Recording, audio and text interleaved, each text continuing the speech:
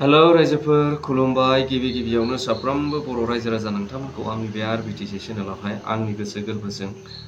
फिन खनसेबाव फरायनानै लाग्रोबावनाय जालायबाय। थ' रायजोफोर आसा खालामो नोंथांमोना इसोरनि अननायाव गासैबो मोजाङैनो दं होननानै आरो लोगोसे नोंथांमोना जुदि भिडिअखौ नायदोंब्ला उइदाउट स्किप जोबजासिम नायलांगोन होननानै आरो लोगोसे नोंथांमोना जुदि चेनेलाव गोदानै हाबफैदोंब्ला अननानै साबस्क्राइब शेयार लाइक आरो कमेन्ट खालामगोन होननानै। थ' रायजोफोर नोंथांमोनजों आङो दिनै सर्टलि मोननै आयदानि सायावहाय सावरायनो लुबैदों। बेनो जाहैबाय मोनसेया जोंहा रुपनाथ ब्रह्म सिभिल हस्पिटाल क'क्राझारनि आरो लोगोसे मेडिकेल कलेज क'क्राझारनि। दा बेखौ लानानै आङो सावरायगोन। ओमफ्राय मोनसेया जाहैबाय जोंहा आथिखालाव जोङो निउस पेपारफोरावहाय नुनो मोननाय जादों जे एमपि इलेक्सन बायनाय लोगो लोगो जे बिजेपि आरो इउपिपिएलनि एलायन्सआ दिनैहाय थुंगिहैनायनि लामायाव नामा, दा बे आरोखि। थ' रायजोफोर आं गिबियावनो नैबे बाथ्राखौ नोंथांमोनजों सावरायग्रोनो लुबैबाय जे जोंहा सिभिल हस्पिटालखौ जे क'क्राझार सिभिल हस्पिटालखौ जे माने मेडिकेल कलेजजों सरजाबनायनि बाथ्रा। दा बे सरजाबनायनि बाथ्रायाव आं बेखौसो बुंनो नागिरदों जे जोंहा बिटिआरनि जायफोर दैदेनगिरि बिथांमोना बुंगासिनो दङ जे मेडिकेल कलेजखौ जुदि हमथानानै लाखिनोब्ला जोङो माने बे सिभिल हस्पिटालनिफ्राय माखासे पेसेन्टखौ बाहाय लाबोनो थाखाय जोङो बे खामानिखौ मावनांगोन। दा बिनि थाखायनो सिभिल हस्पिटालनिफ्राय माखासे बुस्थुफोरखौ जाय नांथारै बा जायफोर बांद्राय गोनां नङा बेफोरखौ माने ट्रेन्सफार खालामनानै बा सरजाफैनानै मेडिकेल कलेजाव लांनाय। दा बे बाथ्राखौ बिथांमोना बुंगासिनो दं आरोखि। नाथाय बेहाय आं नैबे बाथ्राखौसो बुंनो लुबैदों जे जोंनि गरिब दुखिया जायफोर गैजायै बा गेजेर थाखोनि, दा बेफोरबायदि मानसियासो दिनैहाय क'क्राझार रुपनाथ ब्रह्म सिभिल हस्पिटालावहाय खम समनि गेजेराव माने चिकित्सा खालामनो हानायनि थाखाय चिकित्सा लाहैनाय जायो। दा जुदि रुपनाथ ब्रह्म सिभिल हस्पिटाला मुङावल' जुदि हस्पिटाल जानानै थायोब्ला नाथाय बाहाय माखासे चिकित्साफोरनि जुदि फेसिलिटिफ्रा लासै लासै खमायलाङोब्ला अब्ला जोङो गेजेर थाखोनि आरो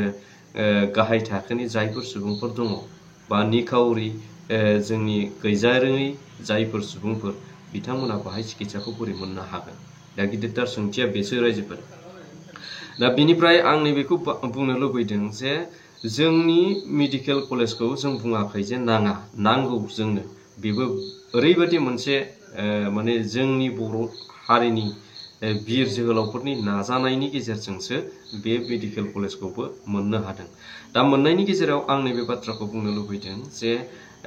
जोंहा बारा गोबावबो जायाखै बेयो अपेनिं जानाया। दा अपेन जाबाय, दा बेहाय फेसिलिटिखौ जेसेबां मोननांगौमोन बेखौ मोनदोंना मोनाखै आरो बेहा खुद गावहानो माखासे फेसिलिटिया अट'मेटिक थाखानांगौ। जुदि मेडिकेल कलेजआ जुदि खुलिजानाय जाखाबायब्ला अब्ला बाहाय बे मेडिकेल कलेजनि नामै एक्सट्रा माने जन्त्र कन्त्र जिखुनु हक माने डक्टर नार्स बिसोर गासैबो बाहाय नांगौ बादिया थाखानांगौ। दा जुदि नांगौ बादि गैयाब्ला बेखौ अपेन खालामनानै जोंहा मा जाखो नैबेसो आरोखि। दा दिनै जोङो नैबे बाथ्राखौसो साननो हादों जे दिनैहाय बाहाय नांगौ बादि फेसिलिटि गैयिनि थाखायनो, नांगौ बादि डक्टर नार्स गैयिनि थाखायनो दिनैहाय रुपनाथ ब्रह्म क'क्राझार सिभिल हस्पिटालनिफ्राय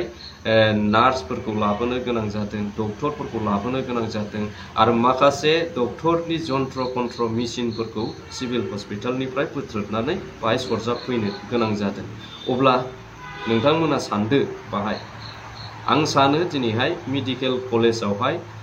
नांगौ बादि फेसिलिटिफोरखौ डिमान्ड खालामनानै दानि माखासे जोंनि दैदेनगिरि बिथांमोनहा लाबोनो हायाखै आरो बाहाय नांगौ बादि डक्टर नांगौ बादि नार्सफोरखौ बिथांमोना थिसननो हायाखै। दा बे हिसाबैनो बाहाय माखासे पेसेन्टफोराबो खम जादों। दा पेसेन्टफोरा माब्रैहाय खम जानो? जुदि नोंनि फेसिलिटिया मोजांबा बाहाय पेसेन्ट खम जानांगौनि जेबो ओंथि फैया। मानोना नोंनि बेहाय फेसिलिटिखौ नायनानै नोंनि डक्टरफोरनि माखासे सिकित्साफोरखौ नायनानै अट'मेटिक बाहाय माने पेसेन्टआ फैगोन दा बे आरोखि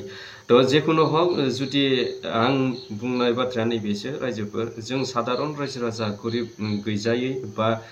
मिडियाम थाखोनि जायफोर सुबुंफोर जोङो खम समनि गेजेरावहाय गैयैनि हिसाबैनो माने बाहाय सिकित्सा लाफैयो नाथाय दिनै एसे गाबोन एसे मोनफा मोनफा डिपार्टमेन्टखौ जुदि बिनिफ्राय लांनानै मेडिकेल कलेजाव सरजाफैयोब्ला बाहाय माने ओरैबायदि दुखुनांथाव जागोन आरो जोङो गैजायै निखावरि नेहाथ सुबुंफोरा माने खम समनि गेजेराव जायखौ जों सिकित्सा मोननांगौमोन जों बेखौ मोननाय नङा रायजोफोर मानोना डक्टराबो मोजां थानाय नंला नार्सआबो मोजां थानाय नंला माखासे जन्त्र कन्त्र मेसिन जोंनि सिकित्सा खालामग्रा जायफोर बेफोरखौबो जुदि लाङोब्ला बाहाय मुङावल' सिभिल हस्पिटाल होननानै बिल्डिंआल' थायोब्ला बे जेबो ओंथि थानाय नङा होननानै आं सानो रायजोफोर थ' नोंथांमोना बिनि सायाव मा सानो नोंथांमोना कमेन्ट खालामनो हागोन आरो मोनसेया जाहैबाय रायजोफोर आं सर्टलि बाथ्राखौनो बेखौ रायज्लायनोसै जे जोंहा एमपि इलेक्सन जोबनाय लोगो लोगो जोङो दिनै पेपाराव नुनो मोनदों जे प्रतिदिन होननाय मोनसे पेपारावहाय ओंखारदों बियो माने जों बुंनाय बाथ्रा नङा माने फैगौ बिटिसि इलेक्सनखौ नोजोर बोनानै दिनैनिफ्रायनो बिजेपिआ माखासे सिंजों बुद्धि खायदा बाहायबाय आरो बे बाहायनाया दिनै बेरफ्रुसारनो फैगासिनो दङ बा बेनि मेन ओंथिया नुजानो फैगासिनो दङ आरोखि दिनै बिजेपिआ सिङाव मा खामानि मावनो नागिरदों जोंनि बिटिसिखौ लानानै दिनै साननो हागौ एलायन्सआ जोंहा इउपिपिएलजों बिजेपिजों मोजाङैनो दं नाथाय सिङाव बिथांमोना हारां खुरबोगासिनो दङ दिनै बेबायदिखौ मिथियामोनब्ला दिनै प्रतिदिन बैफोरबायदि खौरां बिजोङाव माबोरैहाय ओंखारनो हाखो बेसो मोनसे साननो गोनां थारैनो बिदिब्ला जों नुहुरो बिटिसि इलेक्सननि सिगांनो बिजेपि आरो इउपिपिएलनि एलायन्सआ जोबगोन नामा नैबेसो रायजोफोर गिदिरथार सोंलुआ दा जुदिअबा बेनो मोनसे खोथाया बिजेपि आरो इउपिपिएलनि एलायन्सआ बायनाय लोगो लोगोनो हमनानै लादो इउपिपिएलनि आगदा आखाइया बायगोन मानोना बिजेपिनि ओरैबायदि मोनसे समर्थन मोनसे गोहोजों बिथांमोना दिनै पावाराव फैदों आरो जुदि बिजेपिआ बिथांमोनखौ नागारनांगौब्ला दिनै हावरिया अकल हावरिया ओरैबायदि मोनसे दुखुनांथाव जाहैगोन इउपिपिएलआ बे एखेबारे नुखा हरनाय आरोखि दा बेनि थाखायनो जोङो माने एसे इउपिपिएलआबो माने मोजाङै सांग्रां जानाया मोजां जे बिजेपिआ मबे लामाजों फैगासिनो दं बेखौ नोजोर होनाया बिथांमोननि दायित्व होननानै आं सानो आरोखि थ' रायजोफोर नोंथांमोनहा मा सानो बिनि सायावहाय कमेन्ट होनो हागोन आरो